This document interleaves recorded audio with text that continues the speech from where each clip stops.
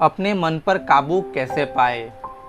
एक बार एक व्यक्ति अपने काम से लौटकर घर आया और साथ में पनीर लेके आया और अपनी पत्नी को कहा कि आज मेरे लिए बढ़िया पनीर की सब्ज़ी बनाना, क्योंकि आज मैंने बहुत काम किया है, मुझे बहुत ज़्यादा भूख भी लगी है और मुझे कुछ बहुत अच्छा खाने का मन भी है। उसकी पत्नी कमरे से बाहर आई और उसके पति के हाथों में से पनीर लिया और कहा कि बिल्कुल, आप हाथ पैर धोकर तैयार हो जाइए, मैं आपके लिए बहुत ही स्वादिष्ट सी पनीर की सब्जी बनाती हूँ।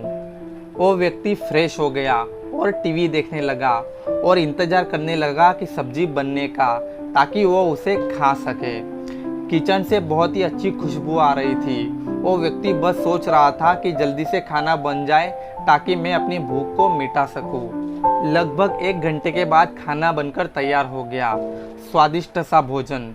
अब खाना लगने ही वाला था कि उस व्यक्ति ने अपनी पत्नी से पूछा कि खाने में नींबू है कि नहीं, क्योंकि मुझे पनीर की सब्जी के साथ नींबू डालकर खाना बहुत पसंद है। लेकिन उसकी पत्नी ने कहा कि नींबू तो ख़त्म हो गए हैं, मैंने आपको कहा था, लेकिन शायद आप भूल गए हो।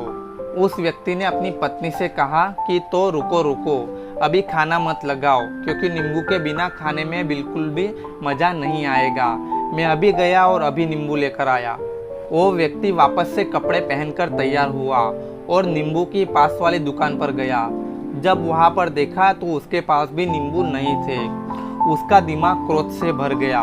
उसने सोचा कि यार, उसके पास भी नींबू नहीं है, चलो थोड़ी आगे वाली दुकान पर जाता हूँ, शायद वहाँ से हमें नींबू मिल जाए। वो थोड़ा और आगे गया, लेकिन वहाँ पर भी उसे नींबू नहीं मिले। अब उसने सोचा कि थोड़ी दूरी पर सब्जी मंडी चला जाता हूँ, वहाँ से नींबू लेकर आऊँगा, क्योंकि नींबू के बिना तो सब्जी में मज़ा ही नहीं आएगा। करीबन आधे घंटे के बाद वो करीब की सब्जी मंडी में पहुँचा। वहाँ पर उसे नींबू मिल गया और वो बहुत खुश हुआ कि चलो नींबू मिल गया और अब मैं घर में जाऊँगा और सब्जी में नींबू डालकर अच्छे से सब्जी को खाऊँगा। अब वह खुशी खुशी नींबू लेकर घर आया और अपनी पत्नी से कहा कि जल्दी से सब्जी को गर्म कर दो, रोटी गर्म कर दो और नींबू को काट दो, ताकि मैं उसे सब्जी में मिलाकर अच्छे से स्वाद का आनंद ले सकूं। अब थाली लगाई गई, सब्जी भी परोसी गई और नींबू भी रखा गया। उसकी पत्नी सामने ही बैठी थी और वो व्यक्ति थोड़ी देर के लिए कुछ सोच में पड़ गया। उसके बाद उसने नींबू की प्लेट उठाई और दरवाजे से बाहर की ओर फेंक दी और जोर जोर से चिल्लाने लगा कि मैं जीत गया, मैं जीत गया, मैं जीत गया। पत्नी ये देखकर घबरा गई और कहने लगी, कहीं ये पागल तो नहीं हो गए, इन्होंने सारे नींबुओं को दरवाजे से बाहर क्यों फेंक दिया। उस पत्नी ने उस व्यक्ति पर चिल्लाते हुए कहा कि कहीं आप पागल तो नहीं हो गए, अभी तो आप इतनी देर से नींबू के बारे में पूछ रहे थे और अभी जब नींबू घर लेके आए हो और खाना खाने बैठे हो तो आपने इन सारे नींबुओं को दरवाजे से बाहर क्यों फेंक दिया और अब चिल्ला रहे हो कि मैं जीत गया, मैं जीत गया। पत्नी ने पूछा, आप किस चीज में जीत गए, हुआ क्या। अब वो व्यक्ति खुशी खुशी नीचे बैठ गया और अपनी पत्नी से कहा कि आप भी बैठो, थोड़ा इत्मीनान रखो, बताता हूँ कि क्या हुआ है।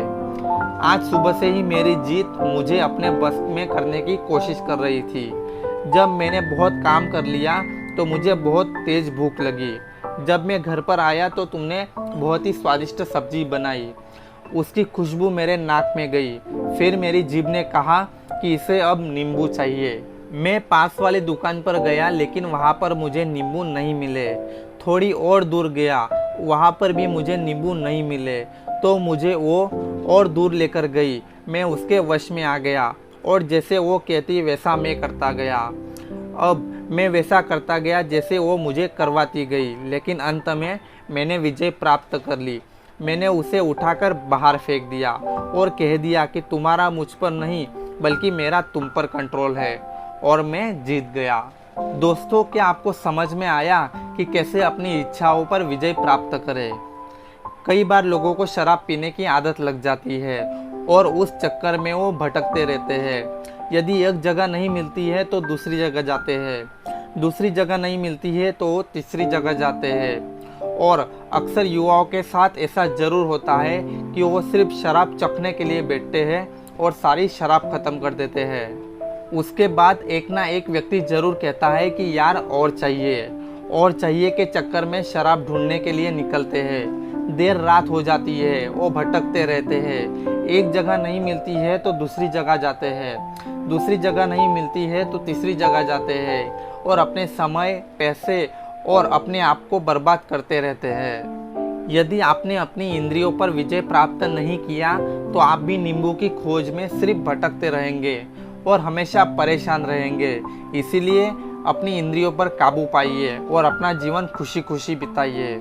मानता हूँ कि इंद्रियों पर विजय प्राप्त करना इतना आसान नहीं है।